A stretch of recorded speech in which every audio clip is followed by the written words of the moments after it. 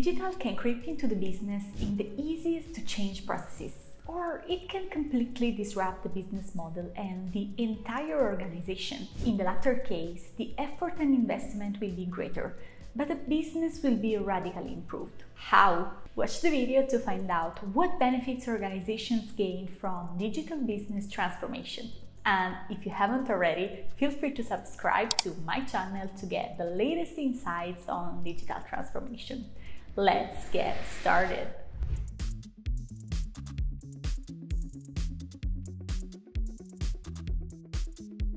The power in the word transformation expresses the effort required to change a business in a profound way.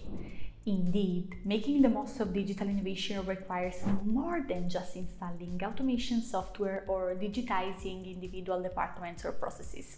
Instead, it requires planning that starts with the new business models and ends with new products or services to be launched in new markets. It means changing skin and transforming to adapt to the new digital culture. The companies that have responded best to smart working are those that had flexible working arrangements in place before the pandemic.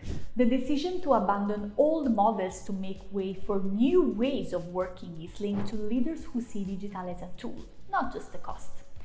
The innovations, technologies, and new approaches of digital are key elements that will enable answers to further questions and new market opportunities. When the environment changes radically and suddenly, leaders must also break the patterns within the organization if they are to survive in the storm, or at least emerge unscathed. And the perfect tool right now is digital.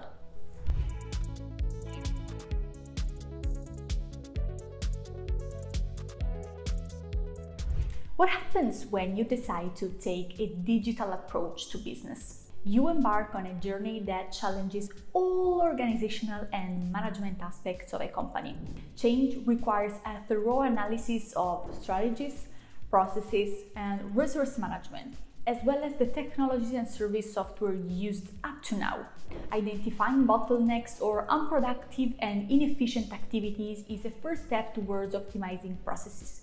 But it is not a true transformation. For that to happen, a redesign must be decided upon by the top management, drawing on all departments and company resources.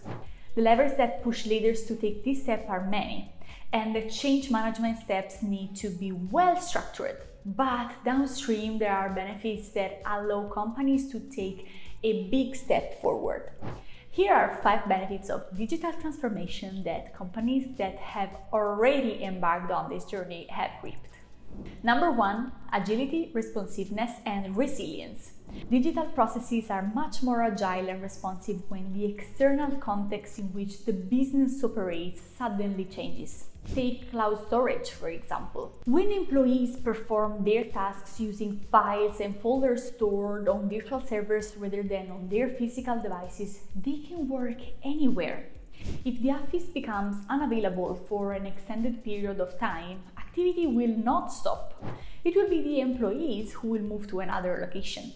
And the same applies if the physical device suddenly fails. Work is not lost because it is stored in the cloud. Number 2, increased efficiency and productivity. IoT sensors, edge computing, cloud storage, and automation make processes and tasks much more streamlined and efficient.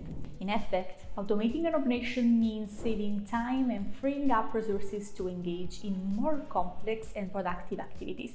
When a department is digitized, the flow of activity becomes continuous and downtime is reduced to the bone. For example, robotic process automation can be used to continuously repeat simple pre-programmed tasks, or chatbots can be implemented to automatically answer customer questions 24/7. On the other hand, a resource would need much needed rest and breaks, or might make mistakes by repeating the same tasks over and over again. A digitalized company will assign tasks to intelligent software and bots that are routine and can be pre-programmed to follow a repetitive flow. At the same time, it will allocate resources and talent to activities that require cognitive input and contribute to increased business productivity. Number 3, exploration of new markets. New digital technologies are driving improvements at every stage of a business process. This starts with research and development.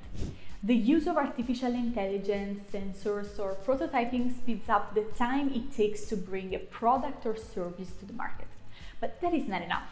It is also necessary for the team to work together synergistically from the project's conception through the product's lifecycle. Such collaboration will only be possible if they are working from the same set of data, accessible from a single database. Only by creating a model that is updated and that learns through AI will it be possible to move forward quickly and get to market in record time, beating the competition. This is why digital transformation makes a difference. By increasing the speed of processes, you will also be able to choose to enter new markets, thereby increasing revenue. In fact, the ability to conduct market research using software that quickly analyzes large amounts of data will simplify decision making and reduce the risk of bad investments. Number 4, improve the relationships with loyal and potential customers. Software equipped with artificial intelligence or pre-programmed to automate actions significantly improves the customer experience and addresses the key aspects that govern their relationship with current and potential customers. They also make it possible to collect and analyze a huge amount of data, improving the pre-sales, sales, and post-sales phases. Data makes it easier to understand needs and analyze the customer journey, so that products or services can be created that are increasingly in line with customer requirements. An example, programming customer service chatbots. Today's users are increasingly demanding and require a quick response in the event of a product service failure. Without automation, if the company is contacted on a Friday evening and the resource that could provide support is back in the office on Monday, the user will have to wait.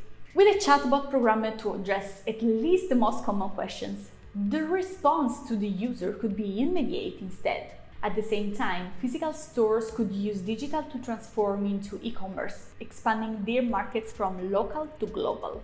With the various platforms available today, going online will be much easier. In addition, tapping into consumers' unspoken needs will lead to more customers with new products or services. Finally, adding additional after-sales services will improve customer care and, over time, the relationship with already loyal customers. Number 5. New business models and new perspectives.